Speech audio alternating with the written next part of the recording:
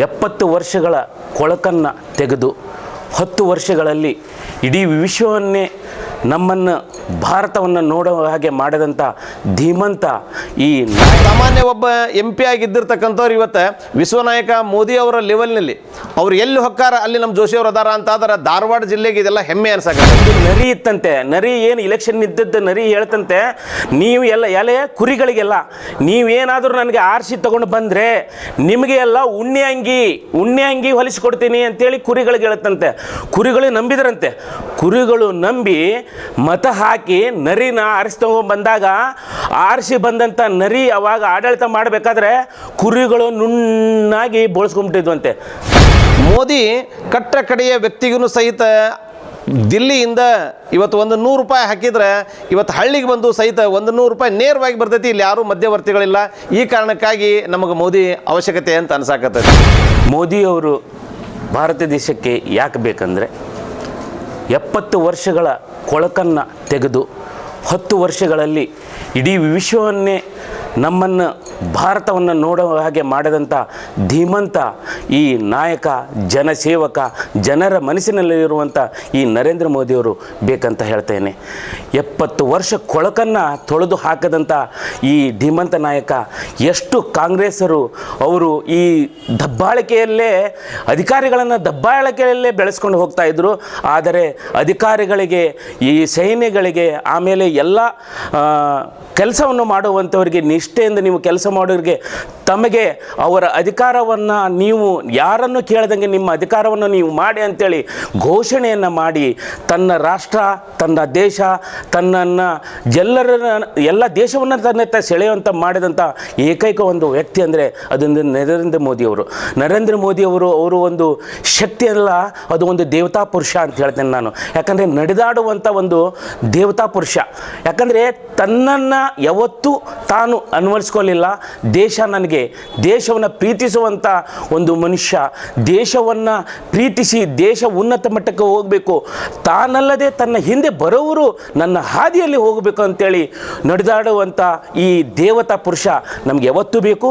ಭಾರತ ದೇಶ ವಿಶ್ವವನ್ನು ನೋಡುವಂಥ ದೇಶವನ್ನು ಮಾಡಿದಂಥ ನರೇಂದ್ರ ಮೋದಿ ನಮಗೆ ಬೇಕು.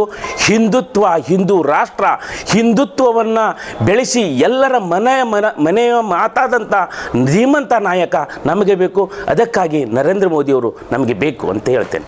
ಪ್ರಹ್ಲಾದ್ ಜೋಶಿಯವರು ಯಾಕೆ ಬೇಕಂದರೆ ಸತತವಾಗಿ 4 ಬಾರಿ ಧಾರವಾಡ ಜಿಲ್ಲೆ ಜನತೆ ಅವರನ್ನು ಗೆಲ್ಲಿಸಿ ಕಳಿಸ್ತಾ ಇದ್ದಾರೆಂದರೆ ಅವರಲ್ಲಿ ಅಭಿವೃದ್ಧಿ ಹರಿಕಾರ, ಅಭಿವೃದ್ಧಿಯನ್ನು ನೋಡಿದ್ದಾರೆ. ಯಾರಾದರೂ ಒಂದು ಒಳ್ಳೆಯ ಕೆಲಸ ಮಾಡ್ತಾರೆ ಅಂದರೆ ಮಾತ್ರ ಜನರವನ್ನು ಮೆಚ್ಚುತ್ತಾರೆ ಹೊರತು ಹಾಗೆ ಯಾರೂ ಮೆಚ್ಚಲ್ಲ. ಯಾಕಂದರೆ ಪ್ರಹ್ಲಾದ್ ಜೋಶಿ ಅವರು ಸತತವಾಗಿ 4 ಸಾರಿ ಆರಿಸಿ ಬಂದಿದ್ದಾರೆ. ಹಾಗೆ ಅವರು ತಂದಂಥ ಈ ಧಾರವಾಡ ಜಿಲ್ಲೆಗೆ ಎಲ್ಲ ಅಭಿವೃದ್ಧಿ ಕೆಲಸಗಳು ಇವತ್ತು ರಾಜ್ಯಾಂತರ ಅಲ್ಲ, ದೇಶಾಂತರವೂ ಅವು ಎದ್ದು ಕಾಣ್ತಾ ಇದ್ದಾವೆ. ವಿಮಾನ ನಿಲ್ದಾಣ ಆಗ್ತಿರಬಹುದು, ಆಮೇಲೆ ಹೈವೇ ರೋಡ್ಗಳಾಗ್ತಾ ಇರಬಹುದು, ಆಮೇಲೆ ಸ್ಮಾರ್ಟ್ ಸಿಟಿ ಅಂತ ಆಗ್ತಿರ್ಬೋದು. ಇಂಥವನ್ನೆಲ್ಲ ತಂದಂಥ ಪ್ರಹ್ಲಾದ್ ಜೋಶಿ ಅವರಿಗೆ ಜನರು ಮೆಚ್ಚಿದ್ದಾರೆ. ಜನರು ಮೆಚ್ಚಿ ಆಶೀರ್ವಾದ ಮಾಡ್ತಾ ಇದ್ದಾರೆ ಅಂದರೆ ಅವರ ನಾಯಕತ್ವವನ್ನು ಧಾರವಾಡ ಜಿಲ್ಲೆ ಅವರನ್ನು ಒಪ್ಪಿಕೊಂಡಿದೆ.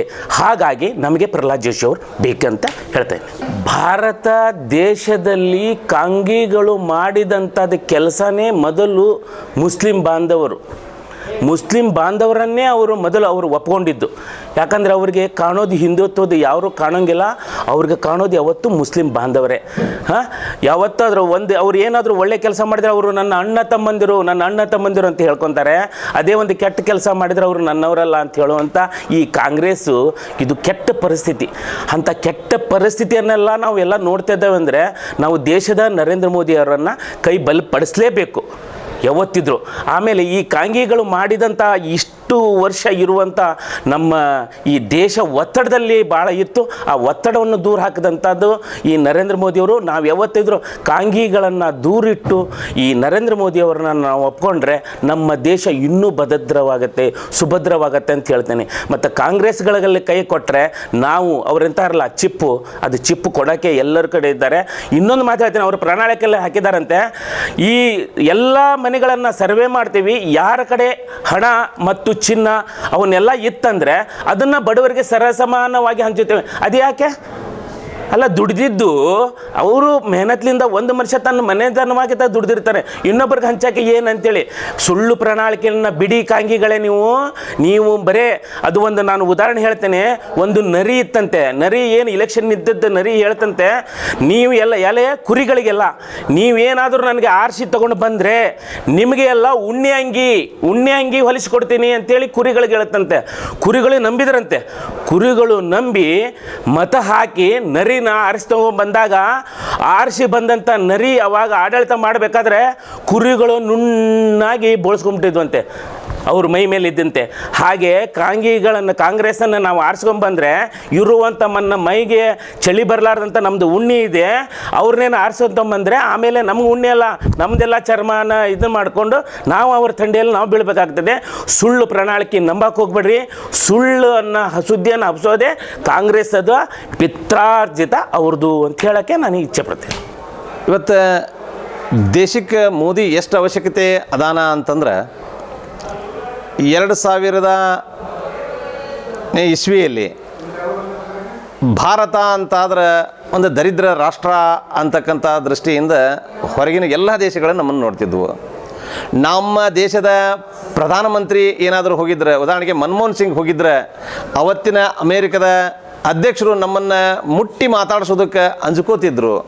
ಇವತ್ತು ಮೋದಿ ಹೊಂಟಾನ ಅಂತ ಅನ್ನೋದಾದ್ರೆ ಅಮೇರಿಕದ ಸಂಸತ್ತಿನೊಳಗೆ ಅವ್ರ ಗಂಡ ಹೆಂಡತಿ ಕುಡ್ಕೊಂಡು ನಮ್ಗೆ ಆಟೋಗ್ರಾಫ್ ಕೊಡ್ರಿ ಅಂತಾದ್ರೆ ಇವತ್ತು ಮೋದಿ ಈ ದೇಶಕ್ಕೆಲ್ಲ ವಿಶ್ವಕ್ಕೆ ಎಷ್ಟು ಅವಶ್ಯಕತೆ ಐತಿ ಅನ್ನೋ ಕಾರಣಕ್ಕಾಗೇನ ಮತ್ತೊಮ್ಮೆ ಈ ದೇಶಕ್ಕೆ ಮೋದಿ ಬೇಕಾಗೈತಿ. ಯುಕ್ರೇನ್ ರಷ್ಯಾಕ್ಕೇನು ಯುದ್ಧ ನಡೆದೈತಲ್ಲ, ಇವತ್ತು ಅಲ್ಲಿರ್ತಕ್ಕಂಥ ನಮ್ಮ ದೇಶದ ಪ್ರಜೆಗಳನ್ನು ರಕ್ಷಣೆ ಮಾಡ್ಕೊಳ್ಳೋದಕ್ಕಾಗಲಿ ಆ ಎರಡೂ ರಾಷ್ಟ್ರಗಳು ಇವತ್ತು ನಮ್ಮನ್ನು ರಾಜಿ ಮಾಡ್ರಿ ಅನಿಸೋದಕ್ಕೂ ಸಹಿತ ಮೋದಿ ವಿಶ್ವನಾಯಕ ಆಗಿ ಹೊರಹೊಮ್ಮಕತ್ತಾನ. ಭಾರತದವರು ನಾವೇನಾದರೂ ಇದು ಒಂದು ಸರ್ತಿ ಮೋದಿ ಅವರಿಗೆ ಅವಕಾಶ ಕೊಡದ ಹೋದ್ರೆ ನಾವು ಈ ಅವಕಾಶದಿಂದ ವಂಚಿತರಕ್ಕೇವಿ. ಆ ಕಾರಣಕ್ಕಾಗಿನ ನಮಗೆ ಮೋದಿ ಬೇಕಾಗ್ಯಾನ. ಮೋದಿ ಇಲ್ಲದ ಹೋದ್ರೆ ಶೂನ್ಯದ ಥರ ಈ ದೇಶ ಕಾಣ್ತೈತಿ ಅಂತ ನನಗೆ ಅನ್ಸಾಕತ್ತೈತಿ. ಮೋದಿ ಒಬ್ಬ ವಿಶ್ವನಾಯಕ ಆಗಿ ಹೊರಹೊಮ್ಮಕತ್ತಾನ. ಆ ಕಾರಣಕ್ಕಾಗಿ ಇದು ಒಂದ್ಸಲ 2024ಕ್ಕೆ ಮತ್ತೊಮ್ಮೆ ಮೋದಿ ಪ್ರಧಾನಿ ಮಂತ್ರಿ ಆದ್ರೆ, ಈಗ ನಮಗೆ ಹಳ್ಳಿ ಭಾಷೆದೊಳಗೆ ಹೇಳ್ಬೇಕಂತಂದ್ರೆ ಮಾವಿನಕಾಯಿನ ಹಣ್ಣಿನ ಥರ ಮಾಡಿಟ್ಟಿದ್ದಾನೆ ಮೋದಿ. ಈ ಭಾರತನ ಹಣ್ಣಿನ ಥರ ಮಾಡಿಟ್ಟಿದ್ದಾನೆ. ಬೈ ಮಿಸ್ಟೇಕ್ ಆಗಿ ಈ ಹಣ್ಣನ್ನು ಯಾವುದಾದ್ರೂ ಹುಚ್ಚನ ಕೈಯಾಗಿ ಕೊಟ್ಬಿಟ್ರೆ ಹಿಚಿಕ್ ಬಿಡ್ತಾನೆ. ಇದನ್ನು ಮೋದಿ ಅಂತ ಒಬ್ಬ ಪ್ರಜ್ಞಾವಂತನ ಕೈಯಾಗಿ ಕೊಟ್ರೆ ಸ್ವೀಕರಣೆ ಮಾಡ್ಕೊಂಡು ತಾನು ಇನ್ನೊಬ್ಬರಿಗೆ ಉಣಿಸೋದಕ್ಕೆ ಪ್ರಯತ್ನ ಮಾಡ್ತಾನೆ. ಈ ಕಾರಣಕ್ಕಾಗಿ ನನಗೆ ಮೋದಿ ಬೇಕಾಗೈತಿ ಅಂತ ಹೇಳೋದಕ್ಕೆ ನಾನು ಇಷ್ಟಪಡ್ತೀನಿ. ಮೋದಿ ಭಾರತಕ್ಕೆ ಅವಶ್ಯಕತೆ ಎಷ್ಟದಾನ ಅಂತಾದ್ರೆ, ಒಂದು ಭ್ರಷ್ಟಾಚಾರ ರಹಿತ ಆಡಳಿತವನ್ನು ಮಾಡಿದ. ಈ ಕಾರಣಕ್ಕಾಗಿ ನಮಗೆಲ್ಲ ಮೋದಿ ಇಷ್ಟ ಆಗ್ಯಾನ. ಮೋದಿ ಕಟ್ಟ ಕಡೆಯ ವ್ಯಕ್ತಿಗೂ ಸಹಿತ ದಿಲ್ಲಿಯಿಂದ ಇವತ್ತು ₹100 ಹಾಕಿದ್ರೆ ಇವತ್ತು ಹಳ್ಳಿಗೆ ಬಂದು ಸಹಿತ ₹100 ನೇರವಾಗಿ ಬರ್ತೈತಿ. ಇಲ್ಲಿ ಯಾರೂ ಮಧ್ಯವರ್ತಿಗಳಿಲ್ಲ. ಈ ಕಾರಣಕ್ಕಾಗಿ ನಮಗೆ ಮೋದಿ ಅವಶ್ಯಕತೆ ಅಂತ ಅನ್ಸಾಕತ್ತೈತಿ. ಮತ್ತು ರಸ್ತೆ ಅಭಿವೃದ್ಧೀಕರಣ ಹೆಂಗಾಗೈತಿ ಅಂತಾದ್ರೆ, ಎಲ್ಲರ ನಾವು ಅಮೇರಿಕದೊಳಗೋ ಜಪಾನ್ ಜರ್ಮನಿ ಒಳಗೆ ಹೋಗಿ ನೋಡ್ಬೇಕಾಗಿತ್ತು. ಗಬ್ಬೂರಾಗಿ ನಿಂತ್ಕೊಂಡು ನೋಡಿಬಿಟ್ರೆ ಸಾಕು, ನಾ ಯಾವ ದೇಶದಾಗ ಅದೀನಿ ಅಂತ ಅನ್ಕೊಳ್ಳೋಷ್ಟು ಹೆಮ್ಮೆ ಪಡುವಂಗೆ ಇವತ್ತು ಮೋದಿ ಮಾಡಿದಾನೆ. ವಿದ್ಯಾರ್ಥಿಗಳಿಗೆ ಸಾಕಷ್ಟು ಅನುಕೂಲಗಳನ್ನು ಮೋದಿ ಮಾಡಿಕೊಟ್ಟಿದ್ದಾನೆ. ರೈತರಿಗೆ ಕೃಷಿ ಸನ್ಮಾನ್ ನಿಧಿಯಿಂದ ಸಾಕಷ್ಟು ಅನುಕೂಲಗಳನ್ನು ಮಾಡಿಕೊಟ್ಟಿದ್ದಾನೆ. ಇವತ್ತು ನನ್ನ ತಾಯಿಯಂದ್ರೆಲ್ಲ ಕಣ್ಣೀರನ್ನು ಹಾಕ್ತಿದ್ರು. ಹೊಗೆ ಮುಖಾಂತರ ಕಣ್ಣೆಲ್ಲ ಕೆಂಪಾಗಿ ಹೋಗಿದ್ದು ರೊಟ್ಟಿ ಮಾಡಾಕತ್ರ ನಮ್ಮ ಅವ್ವನು. ಇವತ್ತು ಹಂಗಾಗಿಲ್ಲ. ಪ್ರತಿಯೊಬ್ಬರಿಗೂ ಉಜ್ವಲ ಯೋಜನೆ ಒಳಗೆ ಮನೆಗೆ ಗ್ಯಾಸ್, ಪ್ರತಿಯೊಂದು ಮನೆಗೂ ಸಹಿತ ಇವತ್ತು ಗ್ಯಾಸನ್ನು ಕೊಡುವಂಥ ವ್ಯವಸ್ಥೆನ ಮೋದಿ ಮಾಡಿದಾನೆ. ಯಾರಿಗೂ ಕಟ್ಟ ಕಡೆಯ ರೈತನಿಗೂ ಸಹಿತ, ಕಟ್ಟ ಕಡೆಯ ವಿದ್ಯಾರ್ಥಿಗೂ ಸಹಿತ, ಕಟ್ಟ ಕಡೆಯ ಮಹಿಳೆಗೂ ಸಹಿತ ಇಂಥವ್ರಿಗೆ ಮಾಡಿಲ್ಲ ಅನ್ನೋದಿಲ್ಲ. ಜಾತಿ ವ್ಯವಸ್ಥೆಯನ್ನು ಅಪ್ಪಿ ತಪ್ಪಿನೂ ಎಲ್ಲಿಯೂ ಮಾತಾಡ್ಲಂಗ ಭಾರತೀಯರು ನಾವು ಒಂದೇ ಅಂತಕ್ಕಂಥ ದೃಷ್ಟಿಯಿಂದ ಇಟ್ಕೊಂಡು ಯೋಜನೆಗಳನ್ನು ಮಾಡ್ತಾ ಇದ್ದಾನೆ. ಈ ಕಾರಣಕ್ಕೆ ನನಗೆ ಮೋದಿ ಇಷ್ಟ ಆಗಕತ್ತಾನ ಅಂತ ಹೇಳೋದಕ್ಕೆ ನನಗೂ ಸಹಿತ ಖುಷಿ ಅನ್ಸಾತೈತಿ. ರೈತರಿಗೆ ಕೃಷಿ ಸನ್ಮಾನ್ ನಿಧಿಯಿಂದ ಮೋದಿ ಇವತ್ತು ₹4,000 ಅವ್ರ ಖಾತೆಗೆ ಹಾಕ್ತಾನೆ.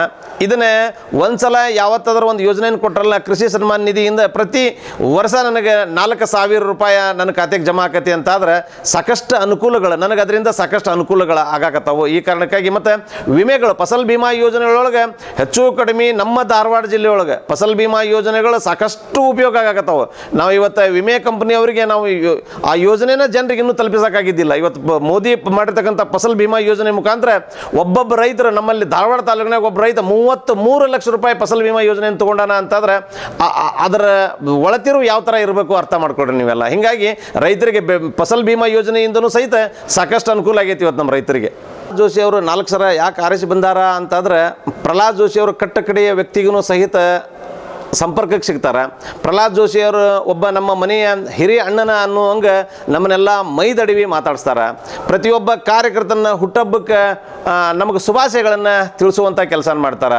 ಮತ್ತು ಇವು ನಮ್ಮ ಕಾರ್ಯಕರ್ತರ ಮಧ್ಯದೊಳಗೆ ಅಥವಾ ಸಾಮಾನ್ಯ ಜನ ಅವ್ರು ಓಟ್ ಹಾಕಿದಂಥ ನಮ್ಮಂಥವ್ರ ಮಧ್ಯದೊಳಗೆ ಇರ್ತಕ್ಕಂಥ ಜೋಶಿಯವರು ಏನಾರು ಒಂದು ಕೆಲಸ ತೊಗೊಂಡು ಹೋಗಿದ್ವಿ ಅಂತಾದ್ರೆ ಜೋಶಿ ಅವರು ನಾವು ಯಾವ ಪಾರ್ಟಿ ಆಗದೇವಿ, ಯಾಕೆ ಬಂದೇವಿ ಏನೂ ಕೇಳಲ್ಲ. ಮೈದಡಿವಿ ಏನು ಆಗ್ಬೇಕಾಗಿತ್ತು ಕೆಲಸ, ಅವ್ರಿಗೆ ಹಿಂಗೆ ಆಗ್ಬೇಕಾಗಿತ್ತಾ, ಹಿಂಗೆ ಮಾಡ್ಕೊಡ್ರಿ ಅಂತೇಳಿ ಒಬ್ಬ ಹಿರಿಯ ಅಣ್ಣನ ಥರ ನಿಂತ್ಕೊಂಡು ಅವ್ರು ಕೆಲಸ ಮಾಡ್ತಾರೆ. ಹೀಗಾಗಿ ಎಲ್ಲರೂ ಬೇರೆ ಬೇರೆ ಪಾರ್ಟಿ ಆಗಿದ್ರು ಸಹಿತ ಧಾರವಾಡ ಜನತೆ ಆ ಮೋದಿ ಅವ್ರನ್ನ ಜೋಶಿ ಸಾಹೇಬ್ರನ್ನ ಇಷ್ಟಪಡಕತ್ತಾರ. ಮತ್ತು ಜೋಶಿ ಸಾಹೇಬ್ರನ್ನ ಇಷ್ಟ ಪಡೋದಕ್ಕೆ ಸಾಮಾನ್ಯ ಒಬ್ಬ MP ಆಗಿದ್ದಿರ್ತಕ್ಕಂಥವ್ರು ಇವತ್ತು ವಿಶ್ವನಾಯಕ ಮೋದಿ ಅವರ ಲೆವೆಲ್ನಲ್ಲಿ ಅವ್ರು ಎಲ್ಲಿ ಹೊಕ್ಕಾರ ಅಲ್ಲಿ ನಮ್ಮ ಜೋಶಿ ಅವರು ಅದಾರ ಅಂತಾದ್ರೆ ಧಾರವಾಡ ಜಿಲ್ಲೆಗೆ ಇದೆಲ್ಲ ಹೆಮ್ಮೆ ಅನ್ಸಾಕತ್ತೈತಿ. ಮತ್ತು ಹಂಗೆ ಅಡ್ಡಾಡಿ ಶೋ ಮಾಡ್ತಾರನೂ ಇಲ್ಲ. ಜೋಶಿ ಸಾಹೇಬರು ಸಾಕಷ್ಟು ಕೆಲಸಗಳನ್ನು ಹುಬ್ಬಳ್ಳಿ ಧಾರವಾಡ ಮಹಾನಗರಕ್ಕೆ ಅಷ್ಟೇ ಅಲ್ಲ, ಗ್ರಾಮಾಂತರ ಜಿಲ್ಲೆಗೂ ಸಹಿತ, ಬರೇ ಜಿಲ್ಲೆಗೆ ಅಷ್ಟೇ ಅಲ್ಲ, ಈ ರಾಜ್ಯಕ್ಕೂ ಮತ್ತು ದೇಶಕ್ಕೂ ರಾಷ್ಟ್ರಕ್ಕೂ ಸಹಿತ ಒಂದು ಕೊಂಡಾಗಿ ಕೆಲಸ ಮಾಡಕತ್ತಾರೆ ಜೋಶಿ ಸಾಹೇಬ್ರು ಮತ್ತು ಮೋದಿ ಸಾಹೇಬ್ರ ಮಧ್ಯದಾಗ. ಆ ಕಾರಣಕ್ಕೆ ನಾವು ಈ ಧಾರವಾಡ ಲೋಕಸಭಾ ಕ್ಷೇತ್ರದ ಮತದಾರರು ಏನಿದ್ದೀವಿ ಈ ಅವಕಾಶನ ಕಳ್ಕೊಬಾರ್ದು. ಇನ್ನು 1 ಅಲ್ಲ 2 ಅಲ್ಲ 3 ಅಲ್ಲ 4 ಅಲ್ಲ, ಇನ್ನೂ ಸಾಕಷ್ಟು ಸಲ ಮೋದಿ ಅವರ ಜೊತೆಗೆ ಜೋಶಿ ಅವ್ರು ಇರೋಂಗೆ ನಾವು ನೋಡ್ಕೊಳ್ಳೋದು ನಮ್ಮೆಲ್ಲರ ಕರ್ತವ್ಯ ಈ ಭಾಗದ ಮತದಾರರು ಅಂತೇಳಿ ನಮಗೆ ಅನ್ಸಾತೈತಿ.